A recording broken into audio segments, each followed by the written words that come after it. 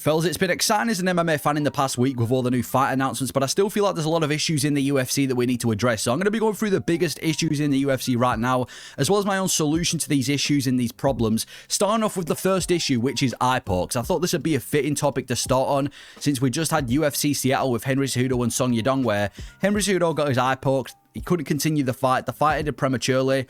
And eye pokes aren't just a recent thing. These have been going on for the longest time in the UFC, where fights have ended early because of eye pokes. No contests have been flying all over the place, and they've just been impacting the UFC for the longest time, and the UFC haven't been able to solve it at all. At UFC 302, they tried bringing in brand new gloves that were supposed to stop eye pokes and, be the next big thing in the UFC, and they didn't work. We actually saw 30% less knockouts in the UFC, so the finishing rate was affected, and we had the exact same amount of eye pokes pretty much. So the new gloves did absolutely nothing towards the eye pokes, so the UFC got rid of them.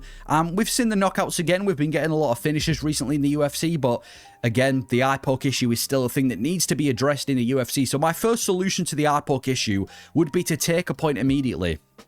I know people are going to be saying this is quite unfair, because what about the accidental eye pokes? But like Jim Miller said, it's not always the gloves, it's the culture. If you're swinging your fingers in the air when, you're about to throw a strike and you've got your fingers pointing out, which referees, by the way, always have to warn about, that's your own fault. If your fingers were closed, the eye pokes would never be coming, you know what I mean? So I feel like taking a point would solve this issue, where fighters would be a lot more cautious about having their, obviously, their glove closed, their fist in obviously a fist position, so that they can actually throw strikes without having to accidentally eye poke someone. And my second solution would be to sort out the gloves. I know Jim Miller just went on that rant saying it's not always the gloves, it's the culture. I think it is a combination of both, but there is no doubting that the gloves definitely have some form of impact about it. If you look at the old Pride FC gloves, that was pretty much impossible to eye poke in the old Pride FC gloves, and obviously Pride FC being the violent promotion it is, I'm not saying the only reason it was violent was because of the gloves, but it is known for its violence, and you never really tended to see eye pokes in Pride. And I know there's a big argument that these gloves would kind of impact grapplers. I disagree.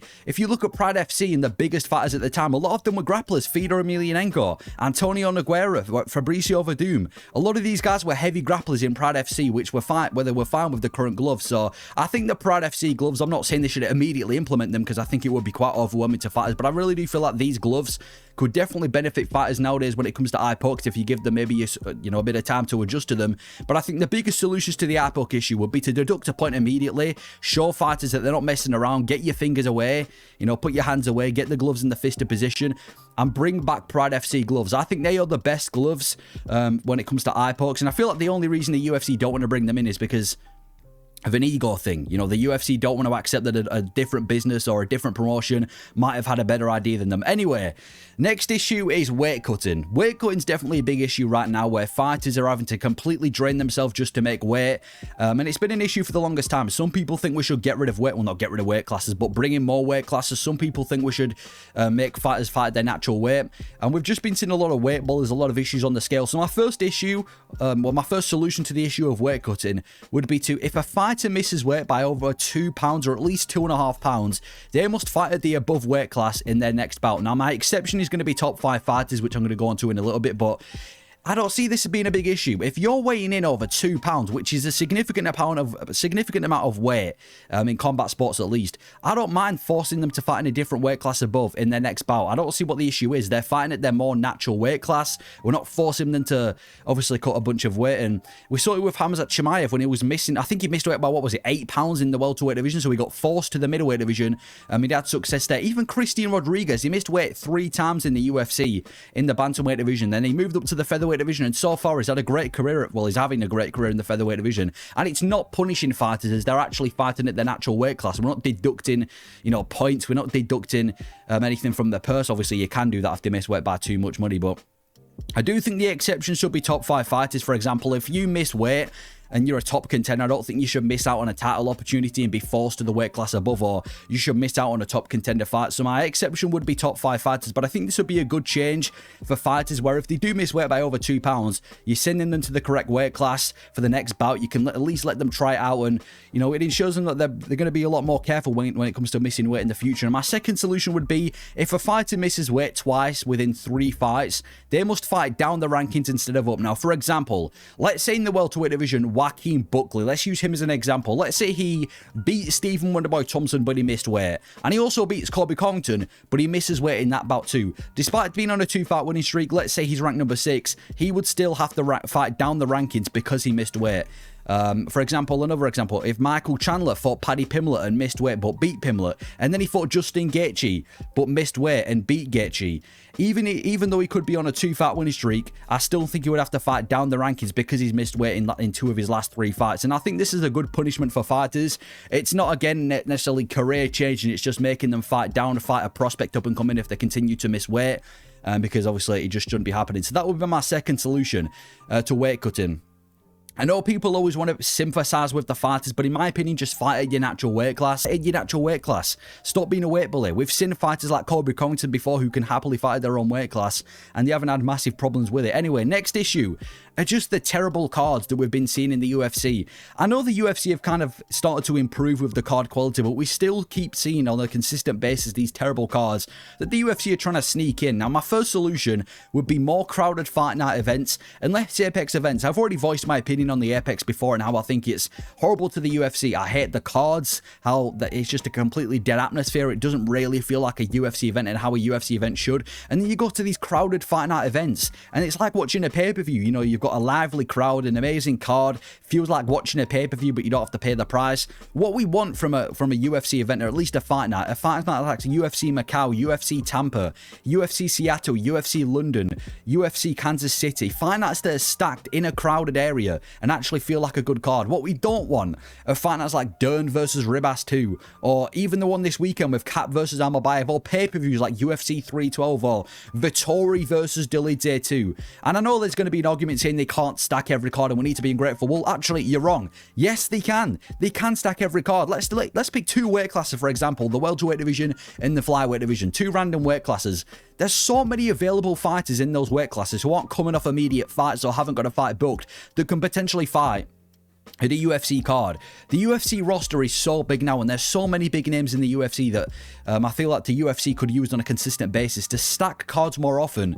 You know, if they have to raise the price, they have to raise the price. That's another point that I'm going to be getting into in the later on in this video. But just look at this weekend's card, for example. There is no reason in 2025 for Cody Brundage versus Julian Marquez to be a co-main event of any card. Like, if we do a quick fire card builder, like a fight night card for this weekend, if I had to build it just rapidly, let's have Yoel Alvarez versus Benoit Saint-Denis and have Manel Kape versus Azor Mabayev as the co-main event. Featured fight, bring back Mita Bekoroba if he's ready, against like Ludovic Klein. Then has Nasrat Hakparas versus Esteban Ribovics, who are also on this card this weekend. And then bring Charles Johnson versus Ramazan Temirov to open up the main card, who are also on the card this weekend. Now, I'm not saying this is one of the most stacked main cards of all time, but this is a fight night. Even if you do it in a crowded arena, is a much better card than the one we've got this weekend. So I feel like there's another big issue with terrible cards in the UFC. It does seem like the quality of cards does seem to be increasing, but it's still an issue that we have consistently in the UFC. The next issue is going to be rankings.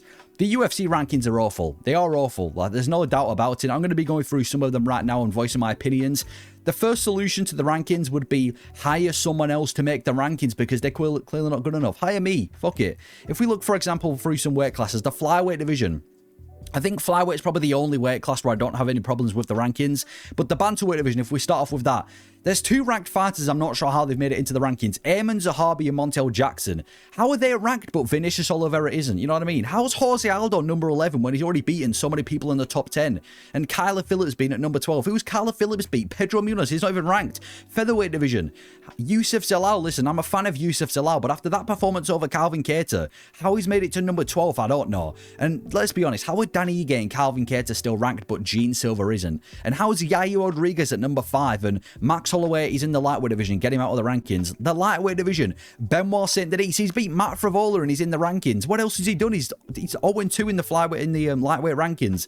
Bringing in Fares Ziam, bringing Yoel Alvarez. How's Paddy Pimblett made it to number 12 after beating Bobby Green? Renato Moicano, is he really deserved to be top 10? I'm not necessarily disagreeing with that, but I think that could also be a controversial one. Welterweight division, Colby Covington being at number 9. Who's he beat? Usman's been inactive. How's he at number 3? Sean Brady above Joaquin Buckley. How's that happened? Middleweight division, Michel Pereira at 13. Who's he beat? Marvin Vittori at number 8 above Anthony Hernandez. Are you crazy? Brendan Allen at number 10. Who has Brendan Allen beat? Paul Craig. And he's at number 10. You You know what I mean? Light heavyweight division. Alonzo Mayfield's in the rankings and Ming Yang Zhang isn't. That's a disgrace. Alexander Rakic at 5. His best win is Anthony Smith by decision. Bogdan Guskov, who's he beat? Heavyweight division. Tatu Ivalza in the top 10, even though he's on a 5-fight losing streak. John Jones ain't the real champion. So there's a lot of issues with the rankings. And it's not even just the weight class rankings. It's the pound for pound rankings too. You know, Alejandro Pantoja being all the way at number 9 in the pound for pound rankings, despite having a better resume in his own division than a lot of the guys above him do. So I think the rankings are another big issue in the UFC. Hire somebody else. I don't know who makes these rankings. Apparently it's the media. Well, the media fucking suck if these are the rankings we're getting made, or that are getting made.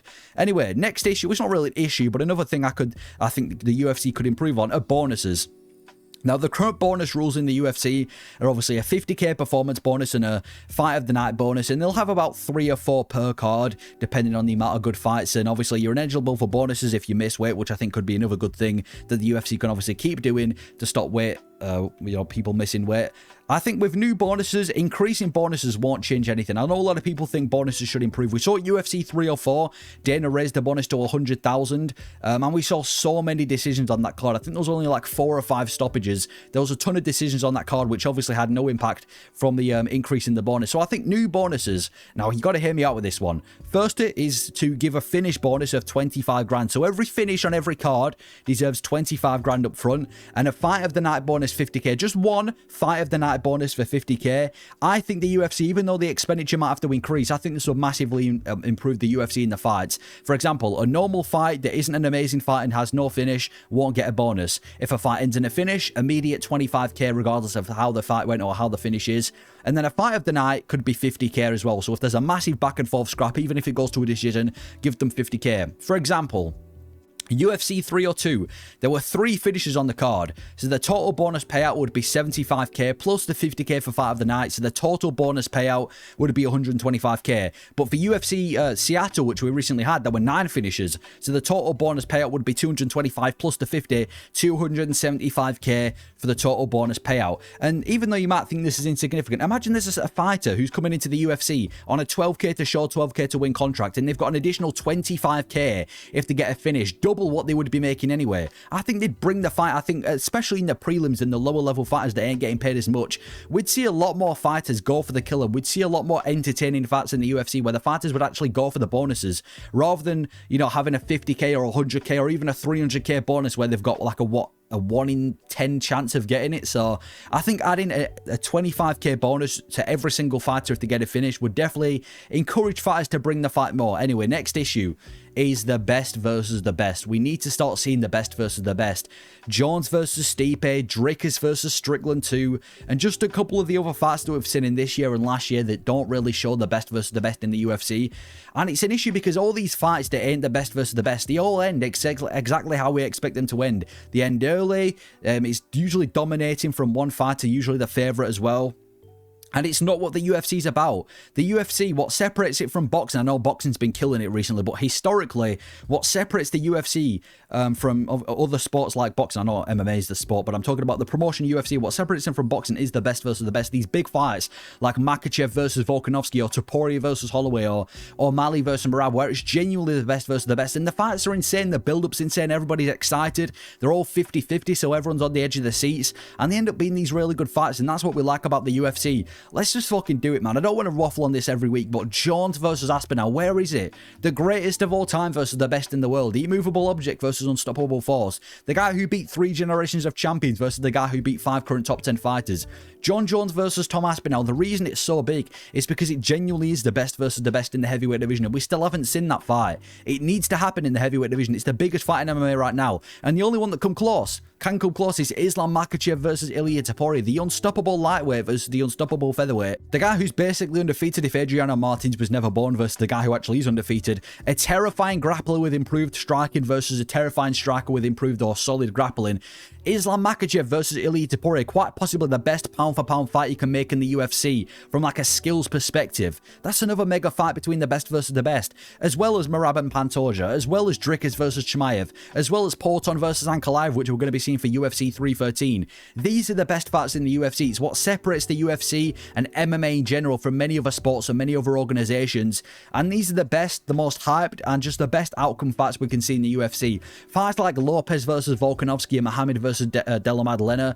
I don't mind these fights. I don't think it's the outright best versus the best because obviously Shavkat's there at welterweight, and the only reason Volk's fighting for a belt and so is Lopez is because Topuria is left, but at least it's not, you know, an undeserved challenger fighting. But anyway, the best versus the best, it's what the UFC's about. It's what we need to be seeing more of, and I hope the UFC can solve that issue. The next issue is pay-per-view prices. UFC 312, which might be one of the worst pay-per-views I've seen in modern history. In America, I'm pretty sure it was $79.99, and that's not even including the ESPN Plus subscription. Why do the UFC think people are streaming fights so often rather than paying for the pay-per-view when the pay-per-view prices are absurd? How is UFC 300 and UFC 312 the same price? You can't sell every single pay-per-view for the same price when the quality is massively different. You know, I think the UFC should reduce their pay-per-view price, even if it's just like $30 in the UFC, from like $79.99 to $49.99. I don't know who the UFC think we are. The majority of the UFC fans, let's be honest, ain't willing to pay $79.99 every couple of months for a pay-per-view, and that's not even including UFC Fight Pass and ESPN Plus subscriptions. In the UK, we kind of have it lucky because all you need is a TNT Sports subscription and you get every UFC pay-per-view apart from 2 a year for free. So we've got it good, and I feel like the UFC, especially in America, could kind of take a page out of that book in the sense that maybe the average UFC pay-per-view card would have cost $49.99, and then maybe for a mega card, which you might have 2 or 3 annually, you could sell for like a $79.99 or a more expensive price. But I feel like this would be much better for UFC fans, and I don't even think it'd affect the finances of the UFC, because I feel like genuinely if the UFC did this, there'd be a lot more fans who would be willing to pay pay-per-view, a lot more fans who would be willing to pay the UFC for these cards. Dana White wouldn't be having to hunt streamers and, you know, get all these guys that he keeps trying to get to, you know, stop jailbreaking the UFC. So I feel like pay-per-view prices are another big issue. I'm not saying we need to reduce it to something stupid like $15, but just lower the pay-per-view prices slightly, and I genuinely think the UFC would see a big improvement in not only the sales, not only the backlash, not the backlash, but the feedback from fans. And I just feel like it would do the UFC quite some good. But those are some big issues in the UFC right now, and also how I would solve them. Let me know your thoughts on the solution and the issues, and if I missed out any issues. Thank you for watching.